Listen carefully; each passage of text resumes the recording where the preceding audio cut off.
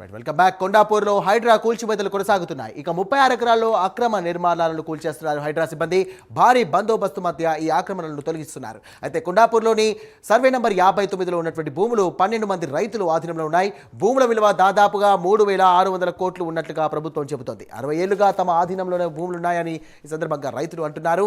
ఈ క్రమంలోనే రంగారెడ్డి జిల్లా కోర్టులో రైతులకు అనుకూలంగా తీర్పు వచ్చింది. ఇటు హైకోర్టులో ప్రభుత్వానికి అనుకూలంగా తీర్పు వచ్చింది. దీంతో ఆక్రమణను ఇక హైడ్రా తొలగించింది. ఈ అంశానికి సంబంధించి మరిన్ని డీటెయిల్స్ అందించడానికి మా కరెస్పాండెంట్ లిఖిత సిద్ధంగా ఉన్నారు. లిఖిత, చెప్పండి, హైడ్రా అధికారులు మళ్ళీ కూల్చివేతలు ప్రారంభించినట్టుగా తెలుస్తుంది. ప్రస్తుతం కొండాపూర్లో ప్రస్తుతం ఎలా ఉంది పరిస్థితి? ఇక్కడ స్థానికులు ఏమంటున్నారు, అధికారులు ఏమంటున్నారు?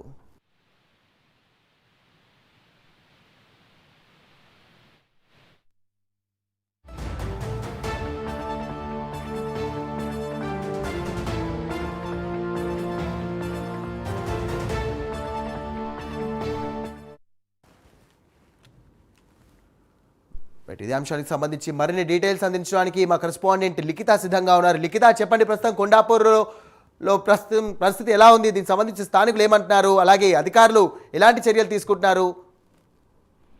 Right, thank you Sai. కొండాపూర్లోని భిక్షపతి నగర్ లోనైతే కూల్చివేతలు చేపట్టారు అధికారులు. అయితే ఈ కూల్చివేతలకు సంబంధించి బస్తీ వాసులను కూడా ఆ ఏరియాలకు రానియకుండా మీడియాను కూడా దాదాపుగా 2 కిలోమీటర్ల దూరంలో ఉంచి బ్యారికేడ్లు ఏర్పాటు చేసి భారీ పోలీసు బందోబస్తు నడపనైతే ఈ యొక్క కూల్చివేతలు జరిపినట్లుగానైతే అర్థమవుతుంది.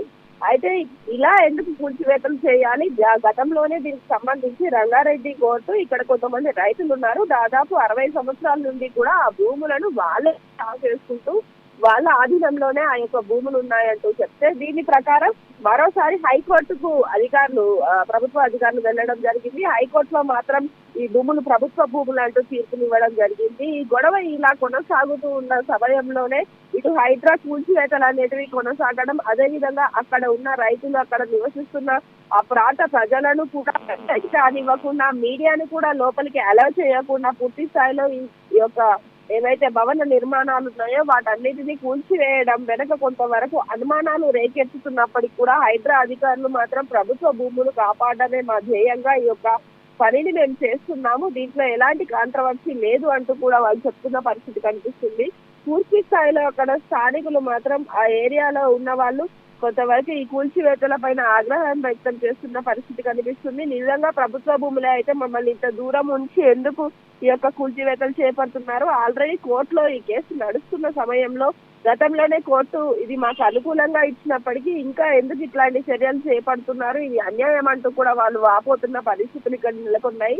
పూర్తి స్థాయిలో ఈ విషయం పైన మాత్రం ఈ నెటిజన్లు కొంత ఆగ్రహం వ్యక్తం చేస్తున్న పరిస్థితులు నెలకొన్నాయి సాయి.